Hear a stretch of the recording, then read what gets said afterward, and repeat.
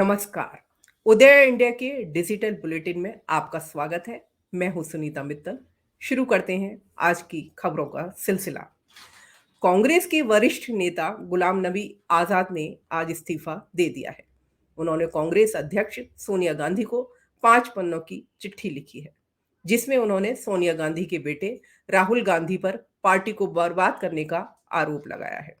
आजाद ने पार्टी की प्राथमिक सदस्यता समेत सभी पदों से इस्तीफा दे दिया है। आजाद ने सोनिया को लिखा है कि आपके नेतृत्व में पार्टी अच्छा प्रदर्शन कर रही थी, लेकिन जब आपने राहुल गांधी को कमान सौंपी, तब से पार्टी का पूरा ढांचा ध्वस्त हो गया। राहुल गांधी ने अपने सुरक्षा गार्ड और निजी निजी सचिव को बड़े फैसलों का अधिकार दे रखा है और वह किसी बड़े कांग्रेसी नेता की सलाह पर ध्यान नहीं देते हैं।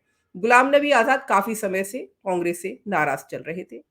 कांग्रेस ने उन्हें राज्यसभा भी नहीं भेजा था, जिसके बाद आजाद ने कांग्रेस प्रचार समिति से भी इस्तीफा दे दिया था। और अब खबर सोनाली फोगाट की मौत की। हरियाणा भाजपा की नेता और social media star Sonali Phogat की मौत एक पहेली बनकर रह गई है। उनकी मौत से ठीक पहले का सीसीटीवी वीडियो सामने आया है। इस वीडियो में सोनाली नशे की हालत में नजर आ रही हैं और एक शख्स उन्हें सहारा लेकर देकर ले जाता हुआ नजर भी आ रहा है। इस वीडियो में सोनाली अपने होश में नहीं थी और वो लंगड़ाकर चल रही थी। गोवा पुलिस ने बताया कि इनको जबरदस्ती सिंथेटिक ड्रग्स दिया गया था। पुलिस ने सोनाली की मौत के मामले में उनके पीए सुधीर सांगवान और उसके साथी सुखविंदर को हिरासत में ले लिया है। पुलिस ने बताया है कि उन दोनों ने ही सोनाली को ड्रग्स दिया था।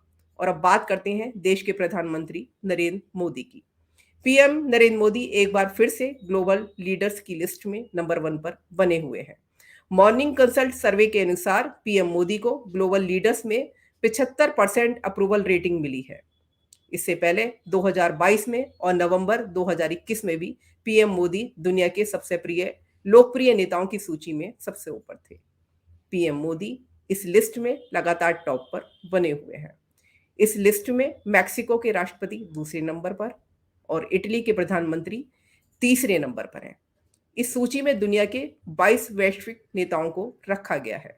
और अब बात करते हैं रक्षा मंत्री राजनाथ सिंह की। रक्षा मंत्री राजनाथ सिंह मंगोलिया और जापान के दौरे पर जाने वाले हैं।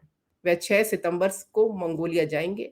उसके 2 दिन बाद वह जापान पहुंचेंगे। इस दौरे में मंगोलिया के राष्ट्रपति राजनाथ सिंह के सम्मान में भोज भी देंगे। मंगोलिया में भारत की मदद से एक रिफाइनरी का निर्माण किया जा रहा है, जो कि साल 2025 तक बनकर तैयार हो जाएगी। इसके अलावा भारत मंगोलिया को साइबर सिक्योरिटी के लिए भी सिस्टम तैयार करके दे रहा है।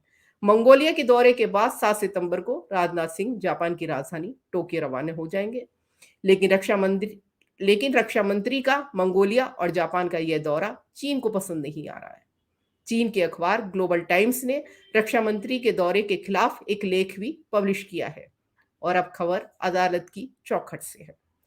देश के मुख्य न्यायाधीश जस्टिस एन.वी. रमण यानी कि नूतन पार्टी वेंकट रमण आज रिटायर हो गए हैं। वे भारत के 48वें मुख्य न्यायाधीश थे। जस्टिस रमण के बाद जस्टिस यू ललित देश के नए मुख्य न्यायाधीश बन गए हैं। जस्टिस रमण का कार्यकाल कई मायनों में ऐतिहासिक रहा है। उन्होंने देश में सबसे ज्यादा जजों की नियुक्ति की थी।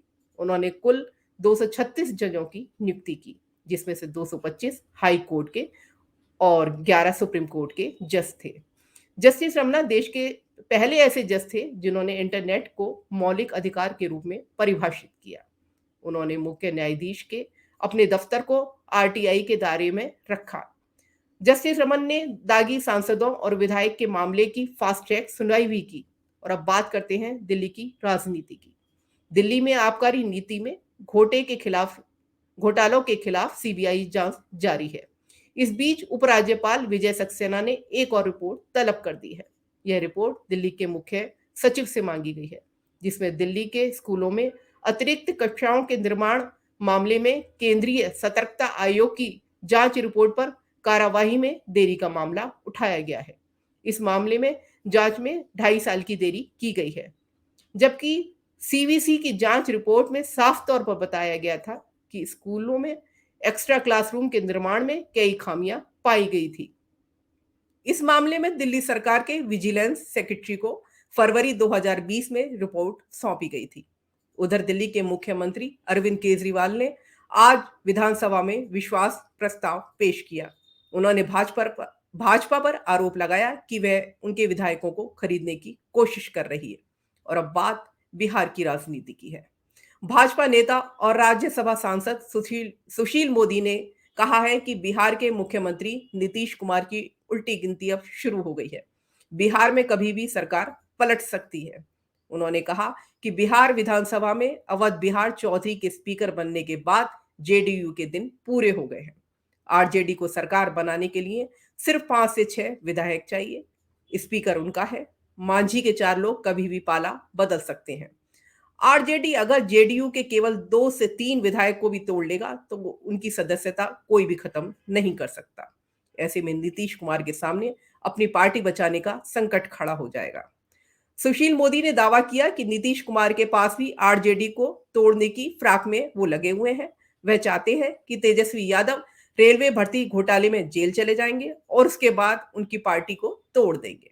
दोनों ही पार्टी एक दूसरे की पीठ में छुरा घोंपने की तैयारी में है। आप देख रहे थे उदय इंडिया डिजिटल की हिंदी बुलेटिन। आज की खबरों में बस इतना ही। देश और दुनिया की बाकी खबरों के साथ हमारे साथ बने रहिए उदय इंडिया में। जय हिंद।